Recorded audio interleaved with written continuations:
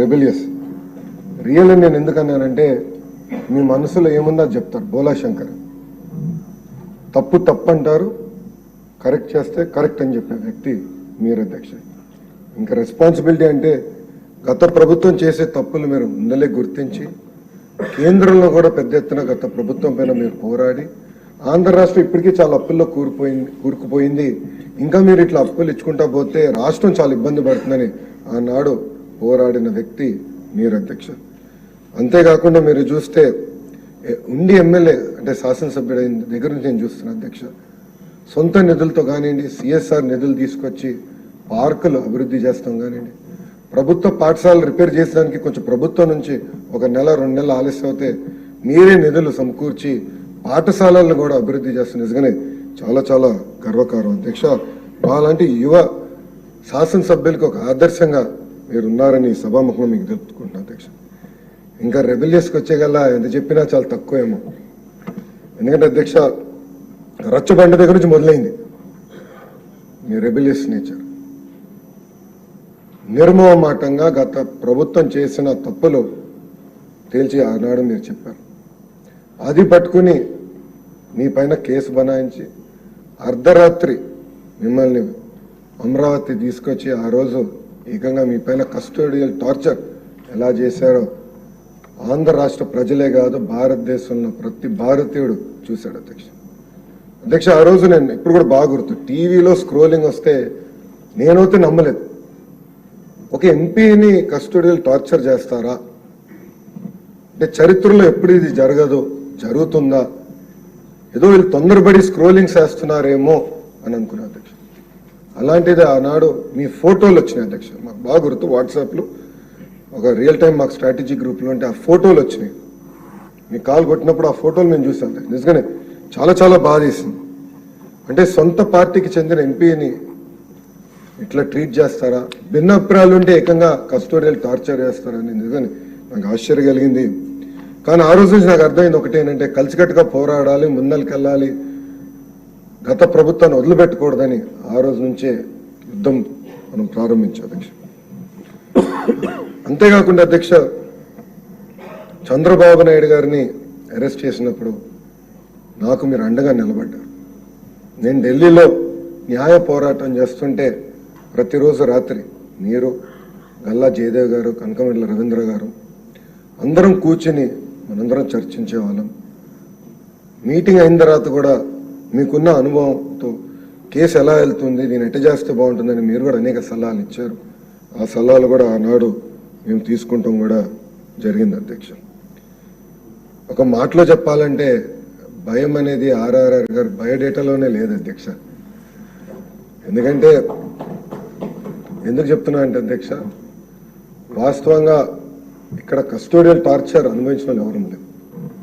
కేసులు పెట్టారు, మా పైన రాళ్ళు దాడి చేశారు, సోడా బాటిల్స్ ఇసిరారు, నా పైన కూడా SC/ST కేసు పెట్టారు, అటెంప్ట్ టు మర్డర్ కేసు కూడా పెట్టారు. కానీ ఏనాడు కస్టోడియల్ టార్చర్ అనేది మాకు అసలు నిజంగా ఆలోచించలేదు అధ్యక్ష. అలాంటిది మీరు ఆ రోజు ఇబ్బంది పడినా మిమ్మల్ని మీకు బెయిల్ వచ్చి ఏకంగా హైదరాబాద్ మిలిటరీ హాస్పిటల్లోకి చేర్చాలి, అక్కడ రిపోర్ట్ రావాలని వెళ్ళినప్పుడు కూడా కార్లో కూడా మీరు వెళ్ళేటప్పుడు నవ్వుతూ వెళ్ళారు అధ్యక్ష. భయం అనేది ఎప్పుడు మీరు చూపించలేదు. అది మా లాంటి యువ ఎమ్మెల్యేలకు ఒక ఆదర్శం అని సభాముఖం తెలుపుకుంటున్నాను అధ్యక్ష. అధ్యక్ష ఈ సభ సాక్షిగా నేను మిమ్మల్ని కొన్ని విషయాలు కోరాలనుకుంటున్నాను అధ్యక్ష. అధ్యక్ష నేను పుట్టిన నాటికే అన్న NTR ముఖ్యమంత్రి అధ్యక్ష. నేను పెరుగుతున్న వయసులో శాసనసభను చూసి పెరిగిన వ్యక్తులు. ఇక్కడ చాలా మంది సీనియర్లు మాట్లాడే విధానం చూసాం. రాత్రి 2-3 వరకు కూడా శాసనసభలో చర్చలు జరిగేది అధ్యక్ష. ఒక స్పిరిట్ ఉండేది అధ్యక్ష. వ్యక్తిగతంగా ఎవరు తిట్టుకునేవారు కాదు అధ్యక్ష, సబ్జెక్టమైన మాట్లాడారు. అది అయిన తర్వాత బయటికి వెళ్ళి అంటే అపోజిషన్ పార్టీ రూలింగ్ పార్టీ శాసనసభ్యులు కూర్చుని టీ తాగే రోజులు అధ్యక్ష. మళ్ళీ ఆ ఇష్యూ గురించి బయట కూడా చర్చించారు. దానివల్ల గతంలో మన చేసిన చట్టాలన్నీ ఈరోజు తెలంగాణ రాష్ట్రానికి చాలా పనికొచ్చినాయి అధ్యక్ష. ఆ స్పిరిట్ ఉండేది, ఆ డిస్కషన్ అనేది ఉండేది అధ్యక్ష. అది చాలా చాలా అవసరం అధ్యక్ష. ఈరోజు ప్రతిపక్షం ఇక్కడ లేదు, ఎందుకు రావట్లేదు అనేది వాళ్ళకి వదిలేద్దాం. కానీ వాస్తవంగా సభ్యులుగా అధికార పార్టీ ప్రతిపక్ష పార్టీగా వివరించి మంచి డిబేట్ జరగాలి, దానికి మీ సహకారం ఉండాలని ఈ సభాముఖం కోరుకుంటున్నాను అధ్యక్ష. ఇంతేకాకుండా ఒక ఐటీ శాఖ మంత్రిగా నేను పక్క రాష్ట్ర శాసన సభలను చూశాను. అక్కడ డిజిటైజేషన్ పెద్ద ఎత్తున చేశారు అధ్యక్ష. మన సభలో చూస్తే ఇంకా కాగితాలు కనపడుతున్నాయి.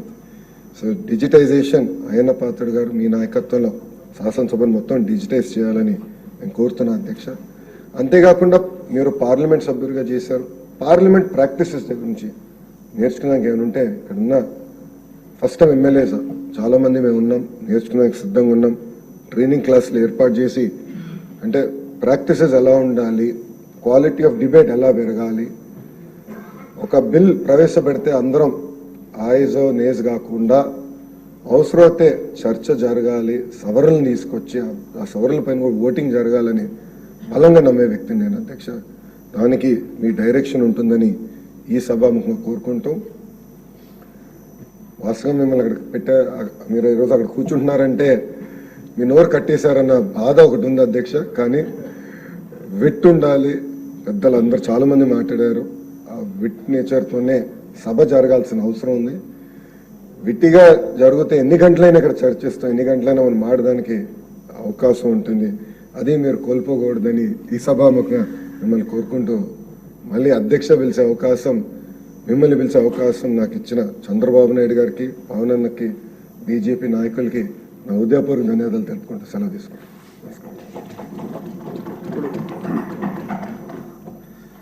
సమయాభావం ఉంది.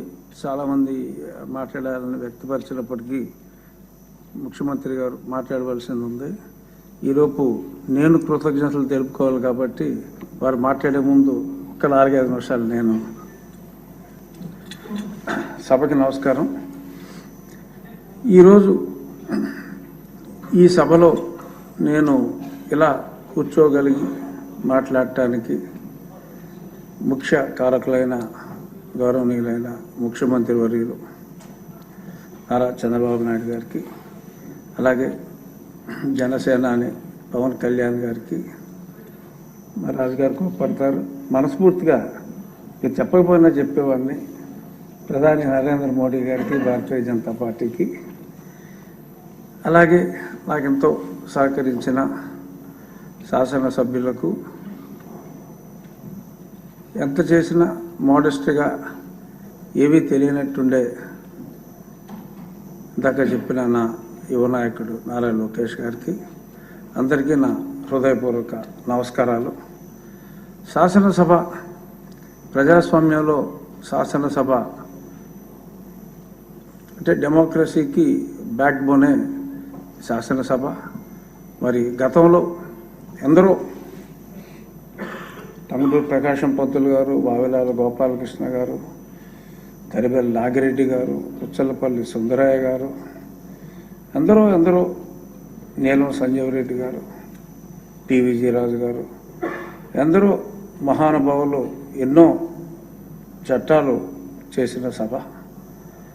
ఎవరైనా ప్రజల ఆకాంక్షలకి ఇక్కడే దానికి చట్టరూపం రావటం, దానివలన ప్రజల జీవితాలు